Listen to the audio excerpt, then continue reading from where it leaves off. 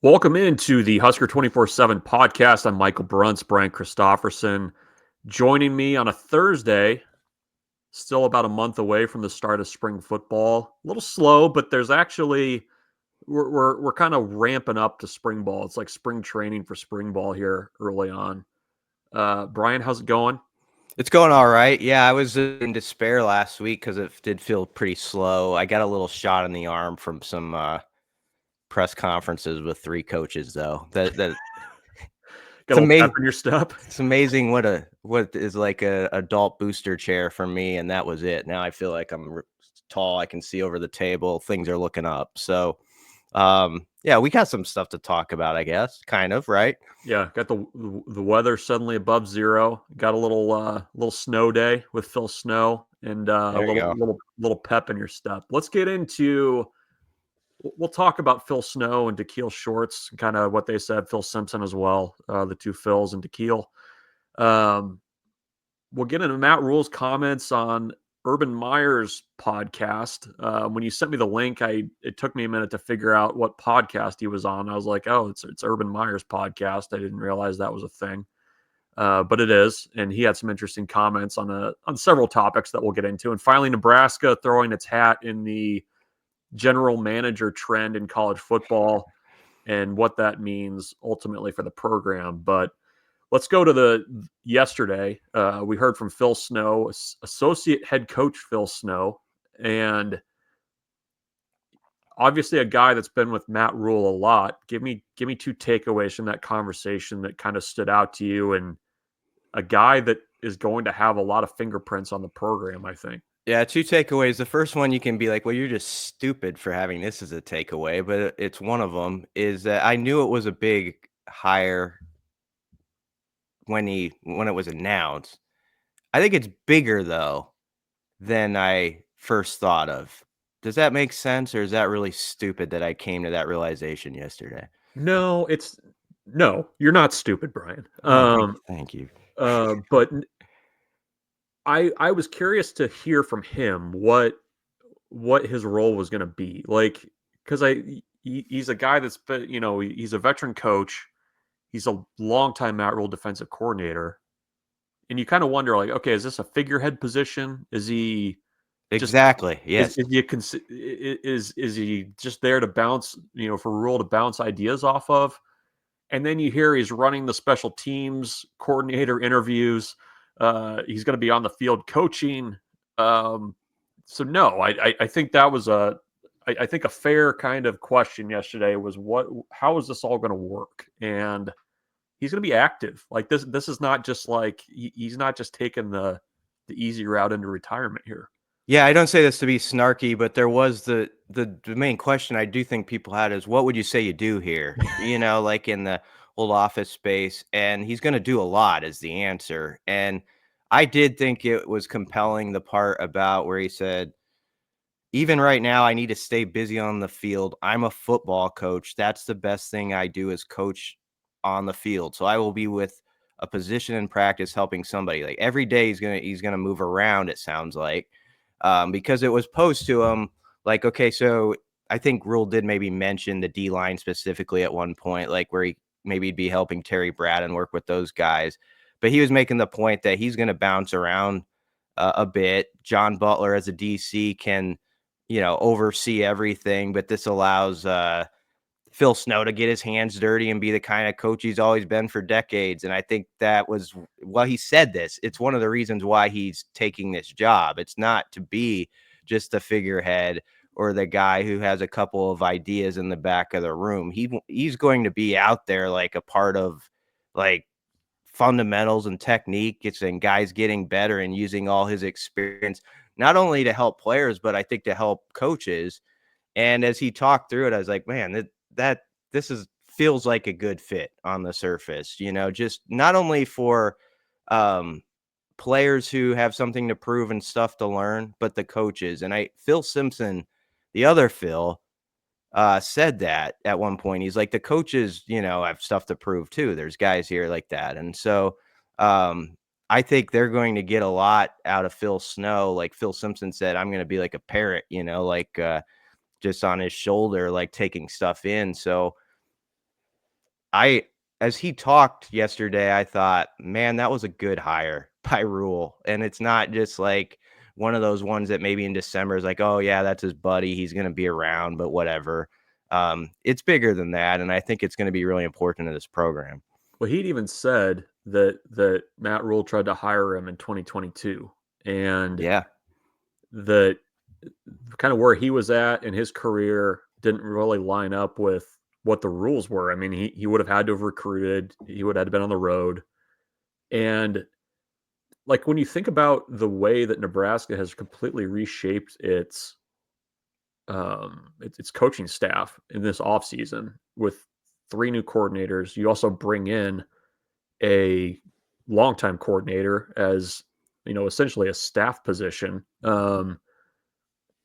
Like the change to expand coaching staffs and get rid of the 10 limit, like that came at like a perfect time for Nebraska. Because I don't know, like, is Dana Holgerson here if he's having to go out and recruit and like be on the road? Like I guess yeah.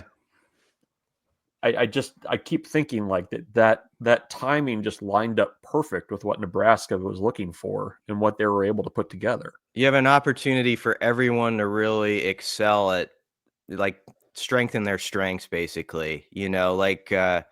And I'm not saying the other younger guys can't coach at all. They're going to become better coaches learning from these other guys. But like, you put Jamar Mosey and Phil Simpson on the road and Keith Williams and those guys, and they're strong already at that. Like that's a good part of their game as coaches. And so, yeah, they can excel at that. Learn from some of these older guys. Jamar Mosey's run his own program in high school and stuff. He knows some things. I'm not acting like he doesn't, but there's always more to learn from some of these veteran coaches. And I think you made a good point about, like, a couple years ago, Phil Snow, the way it was set up, he just said, at his age, this is what he said. I just didn't know if I'd have the energy for all of that, but I think he does for this particular assignment. And I think Rule's getting the best of both him and Dana Holgerson, where Dana Holgerson took a breath too after his time at Houston, and he could have immediately jumped in and got right back into coaching that spring or whatever. And he didn't take a ton of time off, but I do think, like, the 10 months, I think they show the graphic of Holgerson, like, where he traveled, like, during that time. And you think about, um, like, how he got a sort of a reprieve, or just to kind of step back from football and um, realize, like, okay, I do miss this part of it, and that now when I go back, I'm gonna go back full steam. I just think that Rule got both Holgerson and Snow after they had some time to take a step back from it and be re-energized. They got plugged into the wall again, and so you're getting both those guys in that form, which I think is pretty useful. What'd you make of Phil Snow's comments about the defense? Like, because I mean, he's familiar with Tony White from their time at UCLA. I mean, there's overlap there, Yeah. but very clear expectations of where they need to get better in 2025, but still borrowing, I think, quite a bit from what Tony White did, but just kind of adding their own spin and trying to kind of really focus on a couple of key areas. I like it on the surface because they're very respectful of the bones of what Tony White already has over there. But they highlighted 2 areas, I think specifically you'd say, third down defense and red zone, where they feel they can improve. And he was very complimentary of Tony, but and we've heard Rule talk about this. They haven't got. I don't expect them to get overly specific about all this stuff, nor would some of us even understand it. But they're going to get more advanced on third down. Like, that's going to be an interesting balance, I think, of this offseason, is trying to find um, some things you can hang your hat on with third down defense that are complicated to the opponent and the quarterback you're facing. And yet your guys are still playing fast, running it. You know what I mean? Where you don't outthink yourself, where you always hear guys talk about read and react and that sort of stuff. So you got to walk that line of you're making it tricky to diagnose for the other side. But your guys by the fall feel really good about these things on third down. And some of the things that are maybe a little bit more complex than others run, and yet they're still doing it fast. So that's going to be really interesting if they can pull that off to me. One of the things that I kind of hung on to, he was talking about his time in Carolina and the way that they had to basically fit personnel to, they were having to fit their defense to the personnel that they had. Like that's an interesting conversation to me going into 2025, given kind of what Nebraska has coming back, because I think going into the spring, one of my big kind of question marks is that front seven on defense, and specifically the defensive front. And how do you replace Ty Robinson and Nash Hutmaker? Because those are two big pieces. I think they have enough bodies up front to where they can get some work done, but you're going to need guys to step up in different ways than what they have before. And it's not going to look the same. Like it can't, because of kind of what you're having to coach around with guys that you've lost, and how they kind of opt to fit what they're going to do defensively to what they have is going to be an interesting thing to follow, because are you going to see more 4-man fronts? Like I think you're kind of trending that way just based on what the roster looks like right now. And at least him kind of volunteering that seems to suggest that there's some of that going on behind the scenes of how do we take what we want to do and make it work with what, the ingredients that we have to kind of go into the 25 season.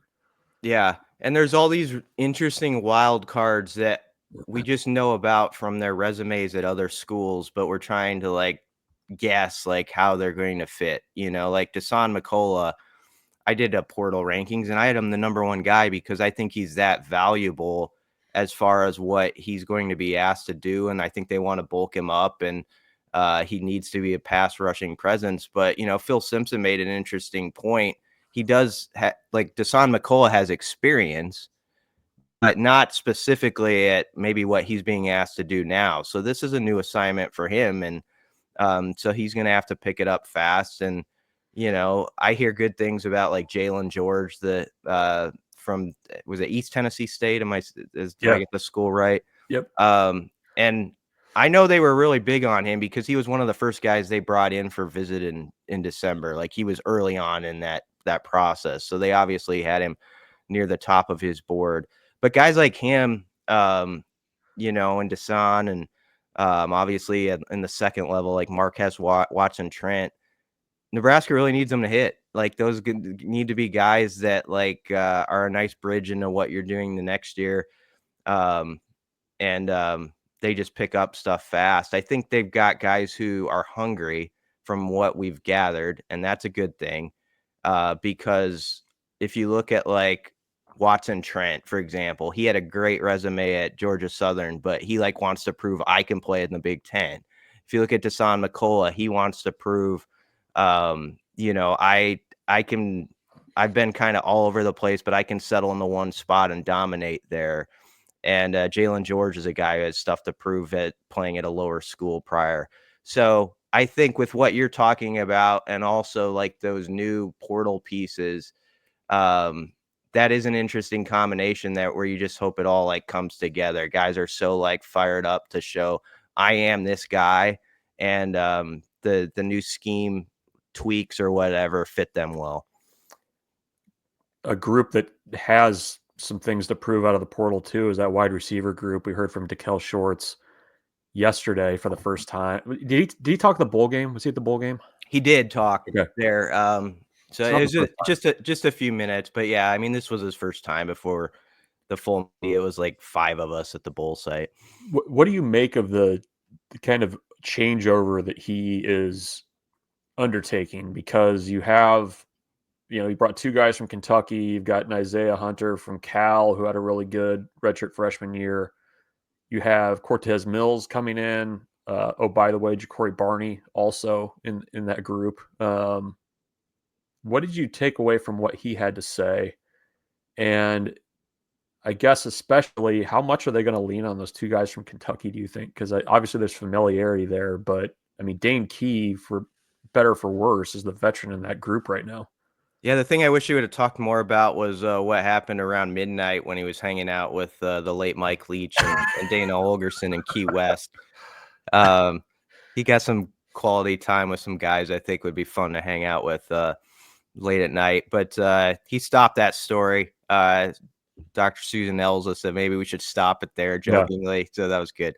But yeah, I mean, we do this every year, I think. Like, the receivers more than any other position, right? We're talking ourselves into it, aren't we? Yeah, we're like, man, they got like 8 or 9 guys.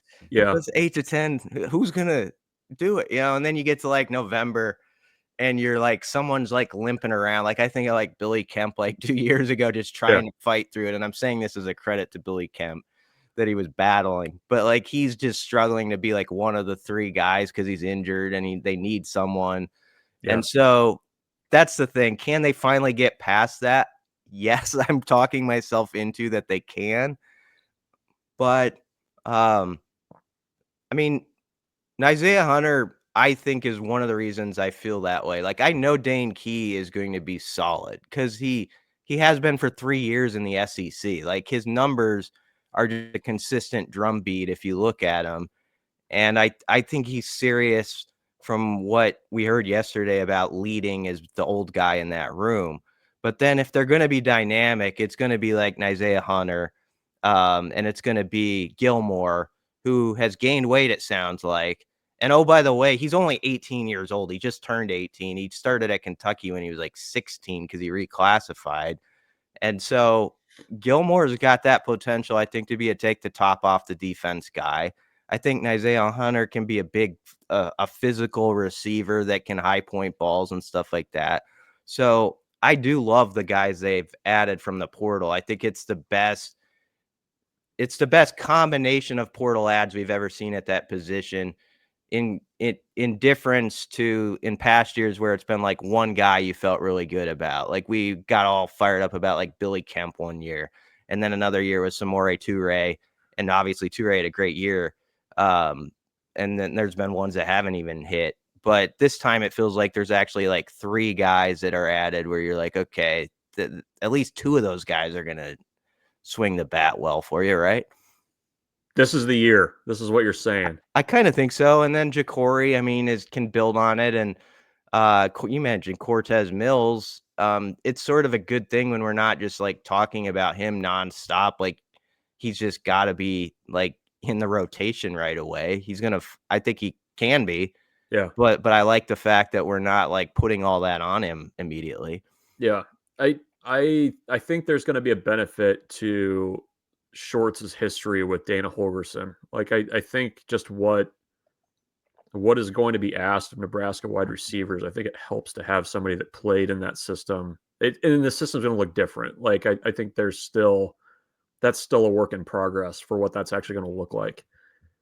But having somebody that's played in it, having somebody that understands, Dana Holgerson's a demanding coach. Like, I think we've heard that from other stops. I think we've kind of heard that from wide receivers here, that what he asks is a little bit more of the wide receivers. That's his area that he's coached in the past. He's coached quarterbacks too, but wide receivers is also in his background. And, the challenge for Shorts is how do you get more out of how do you get that group blocking? Like, that was such a disappointment last year in just Nebraska's inability to do anything short and complete easy passes to the outside. Yep. Like, that's towards the top of the list, I think, in the offseason, is how do you improve that? Certainly the big plays, getting everybody on the same page with Dylan Raiola. So is there anything else that he said that we're already 20 minutes into this thing, and we still got other things to talk about, but was there anything else that Phil Simpson even said that stood out to you quickly? No, I mean, I think we've covered a lot of the main ground. You're right. With the receivers, it's going to come down to how physical they are on the edge. Like, that includes beating press coverage, which you heard Rhule like last offseason talk about from the spring into the year. Yeah. And that played out. That was a difficulty for him, I felt like, at times. And you could pair that together probably with the physicality, as you mentioned, on the edge, just blocking. And so I do think it's going to be vital that like Dane Key as like the veteran, like hopefully he's like, this is how we do this. Like, Yeah. this is what is expected. And the good thing is we know that Holgerson, I think why people are optimistic on that side so much is that when Holgerson said some things like in November, like, hey, this wasn't good enough, we saw with a snap of the finger guys step it up. Like, Yeah. you could talk about the blocking on the perimeter, I think got better near the end of the year than it was. I'm not saying it was great, but it was better. And then like the running backs after he challenged them in the first half against USC, and then Emmett like played the best ball of his life, you know. And so that's where you're kind of hopeful, like with the full off season of like, this is the bar, guys. And these guys are hearing it now as opposed to in like late October, November. Um, that you're hopeful is gonna show a lot when it's time to turn the scoreboard on. All right. Matt Rhule was on Urban Meyer's podcast. I think is Rob Stone on that too. Is that their thing? Yeah, he is. I haven't listened to much of it, so I need you to guide me through it a little bit. But what stood out from what he said? I was reading through some of your write up that's on Husker247. What? Give me two headlines from that, because there's a couple things that I want to ask about. But what were your two takeaways? The non-con I thought was noteworthy that he talked about non-con scheduling because we had not heard Rhule say anything since the Nebraska-Tennessee decision that everybody had to have a hot take about. And you know, basically it was like, why would you play that game when you get no bang for your buck, more or less, you know, like you're playing non-conference games. And then Rhule's point was, if you look at what the committee did last year, it was all about the last month who was playing well. And he said particularly who's playing well on offense is like, and that I thought that was an interesting observation too, as you think about Nebraska football trying to get in the college football playoff. Like in the past, Rhule's always talked about, well, we always have a good defense, and they've kind of been in the middle on offense. It'll be interesting because especially with Dana now at OC, there it might be that thought, like it's not just about winning in November or winning in conference, but you want to look good on that side of the ball where you're Yeah. scoring some points and you're an attractive team. And he didn't directly say what I'm saying, but you piece those things together and you can connect the dots there that that's something. So more or less, Troy Dannon was the one who had to stick it, you know, put his chest out there and say, this is what we're doing, as he should in his role with the Tennessee thing. But you could tell that Rhule was completely behind that idea too, in agreement, I should say, that we're not going to get anything out of that. He was like, last year we beat Colorado in what was a really important game to us. And at the same weekend, Notre Dame loses to Northern Illinois. And it didn't matter. I mean, now the other person would say, well, you lost too many games for it to matter. Like if you had been like a 9-3, 10-2 team, you're in the discussion. But I get his point. Like I feel bad for the fans that game went away, but also until the SEC goes to 9 games, Bruntz, and it's an even field there, I'm not worried too much what's being said on their street corner about what Nebraska did or what some Big Ten school did until you up your league games. Yeah. Well, and I also think there's the piece of it too where the news cycle has moved on, right? Like People get over it. Sometimes Boise doesn't care today about this anymore. right. I don't even care that much about it. Yeah. It's your point is true. It's frustrating in some ways of like as a fan, like what are you like there's matchups that you circle, and I mean it's crazy that this game was on the docket for almost 20 years, but like you're going to be asked to pay more for a ticket, and the payoff is you get to watch Miami of Ohio or Bowling Green or whomever. I mean, Yep. like it's just the way things are now, and it sucks. But I mean, that's where things are headed, unfortunately. What did you make of his comments about Dylan Raiola? Yeah, that was the other big headline. I mean, just that basically in year one, he was saying a quarterback, sometimes is going off adrenaline and feel in his first year. And in year two, this is his quote. He's like, "You're trying to master all parts of the offense." Um, and I think for us, it's him doing that while at the same time becoming dominant in the little things. And these are the little things he stressed. He brought up his weight, making sure that he can extend plays, making sure that he's that guy who's nimble and can run. And he said it's much different to be a QB at 225 pounds than if he's playing at 245. This every morning he's doing cardio before he throws and lifts. We heard Daikiel Shorts yesterday talk about how he was in there at 6 a.m.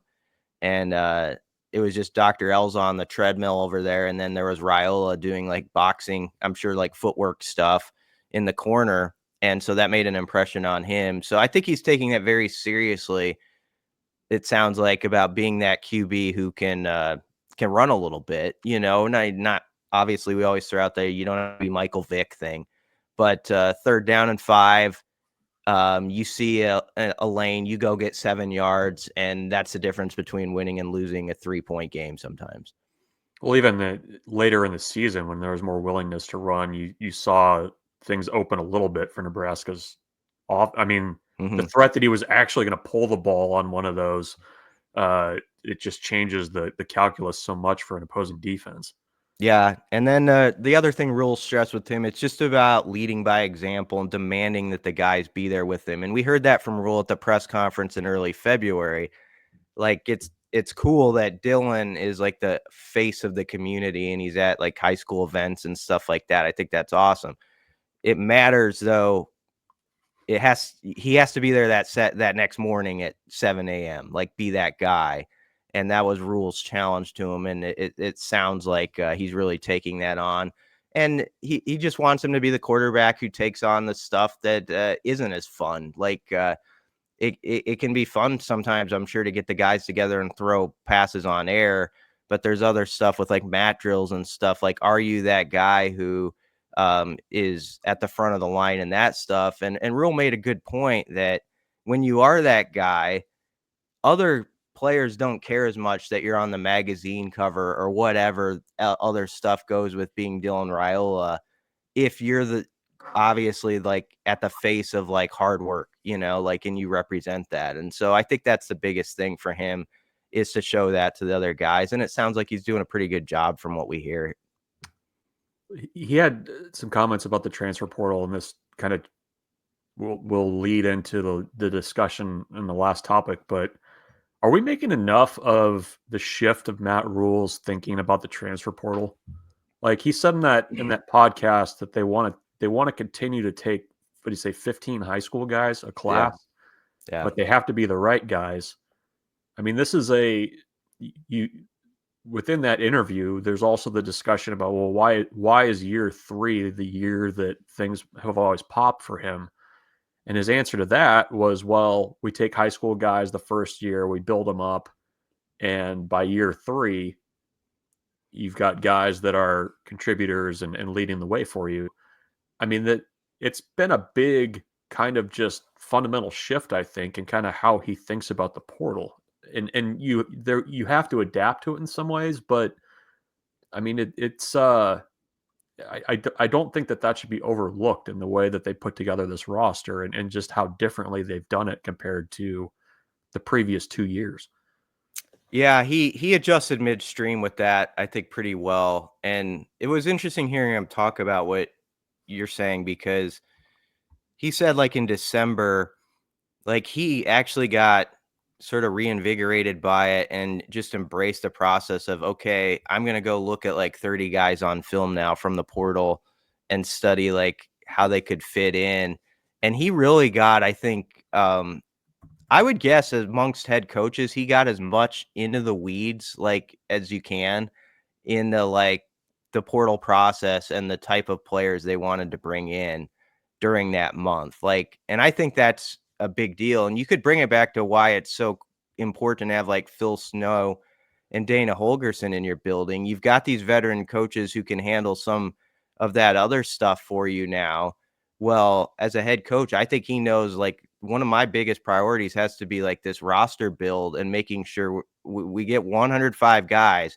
I've got to like pick very wisely on these and be at the front of like who we're bringing in, even for interviews, and like why we're bringing them in, and if they actually can fit and help us. And some of the I think there's two prongs to their portal guys that they brought in. Like there's the guys they expect to be day oneers who contribute, like your Dane Keys and your McCulloughs.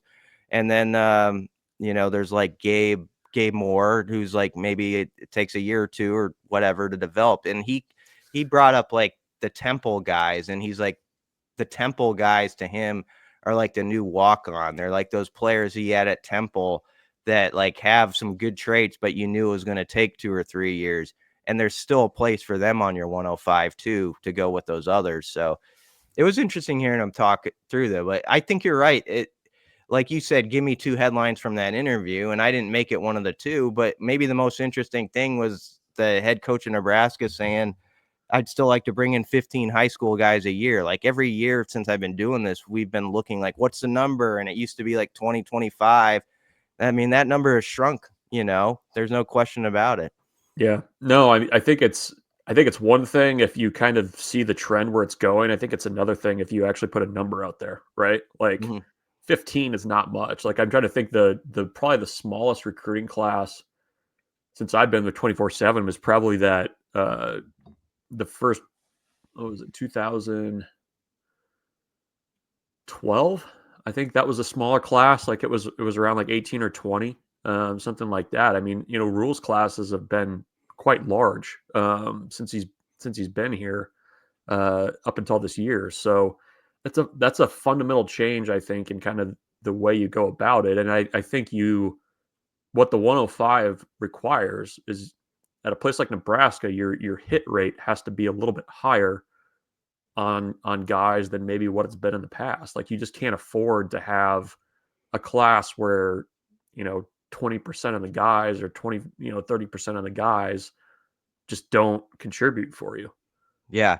And the other part is you still need to recruit as hard as you've been doing it with the high school guys, because as he pointed out, you might get a second shot at a player. There's a good chance you will actually. Like, and so we're going to see more of that, where it used to be such a like, oh, Nebraska finished second or third to this guy, and you'd be like, oh, we're never going to hear from him again.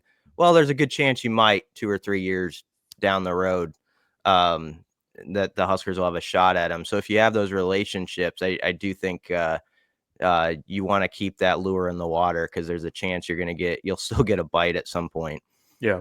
So another piece of that apparatus, kind of the scouting personnel side, that seems like it's changing by the day. Nebraska hiring longtime New England Patriots staffer Patrick Stewart. He was most recently their director of player personnel in 2024. He's been a scout with the Eagles, just a long-time NFL guy.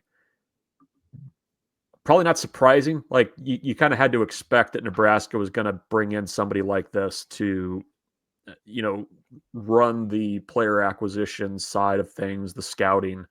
That's in the last couple of days we've seen, Jim Nagy go from running the Senior Bowl to going to Oklahoma. Lombardi is making $1.5 million at North Carolina as their GM. I mean, it makes sense, I think, given the constraints coming with the 105, that you need somebody with that kind of experience within your walls. Level of surprise with that not who it was, but that role is now a thing at Nebraska, or more of a thing. Not at all. You have to have it. I mean, this is like the NFL now, and you got to structure your office like that. And it sounds like Sean Patton, he is the current general manager, he's gonna do a new role that's so important with like salary cap management, contract negotiations, stuff like that. So I think you're just looking for people that have kind of experienced this before that aren't going to get frustrated by the process and sort of the moving ground beneath their feet. And obviously he has a relationship in this case with the hire Patrick Stewart. So I think it makes all the sense in the world. And it felt like yesterday was a day where that everybody was kind of dropping their GM, didn't it? Like who it is. So Yeah. We're in GM season now, apparently. Yeah. And you mentioned it. I think I'm not speaking out of school, but it's funny. Like when Mike Riley had Billy Devaney come in, in a sort of role like that, it was really novel or kind of strange to us at the time. And it turns out they were like a little bit ahead of the curve on that. So, yeah. So we're a little bit used to it here, I guess you could say. And on paper, the hire makes all the sense to me. I couldn't give you like 5 bullet points on Patrick Stewart. I know Patrick Stewart is from Star Trek. Get your jokes out now. Yeah. Empty the chamber. No, that's it. I won't use that again. I promise. Does the Patriots experience, does that catch your attention a little bit more? Yeah. He was there 11 years, right? Yeah. During the run. It's always good when you have someone in the building who's been around championship football and just an expectation like this is where we're going to be. And so it can't hurt. He's been around some of the best minds. They obviously knew how to structure rosters really well there. I think when you think about the Patriots too, during their glory days, obviously, you have a superstar in Brady, but they would bring in parts that on the surface didn't always weren't flashy or whatever. But they knew they fit what they wanted to do and they believed in what they wanted to do. And they did it well. So I think of that as I think of the Patriots during that era. It was not always something that just grabbed you, but they knew that this player or this addition was useful to them in this way. So that experience has to help. Yeah. No, I think their ability to unearth guys, especially late in drafts, I think was probably the most impressive part of that run. Was it always seemed like, unheralded free agents, guys that were hanging around in round 6 and 7 that came in and were difference makers. I mean, maybe there's an advantage to that in the portal or in high school recruiting or whatever. I mean, it feels like when in college football now too, where, you're kind of, you're looking and searching for whatever just tiny edge you can get, like whatever that next step is. You want to be the person that gets there first and moves first on finding whatever that is. Yep. And I think Matt Rhule thinks Nebraska can do that. You listen to his interview with Josh Pate a week before. He believes they're I think have the resources and are centrally located to excel in this sort of strange period where we're figuring out what exactly is next. And he expresses confidence in that. And I think some of the moves you're seeing him do, show that. So we'll see. We'll see if a year or two from now, we're talking about how during this weird time where the landscape was moving, if Nebraska was at the forefront of figuring it out better than all but a few teams. And that's a possibility. So if you're kind of down and out, like I sometimes am, it's about how some things are now as compared to how they were. There is also the possibility that in this hazy time that Nebraska figures it out as well as anybody. And so we'll see. I think there's optimism that they can do that.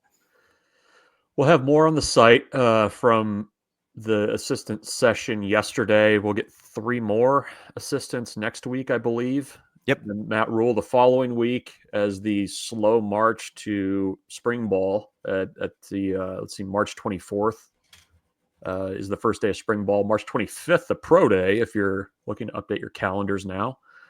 Get that on there. But we'll have tons of coverage from that at Husker247. Big one this weekend against Minnesota on the hardwood. Brian will be there. He'll be doing baseball coverage as Nebraska takes on LSU, Sam Houston, and K-State in Texas. So keep it locked on Husker 24/7. You can get your first month there for $1. Always a good deal there. So don't hesitate to hop on that there. For Brian Christopherson, I'm Michael Bruntz. We'll be back with another Husker 24/7 podcast next week. Thanks for listening.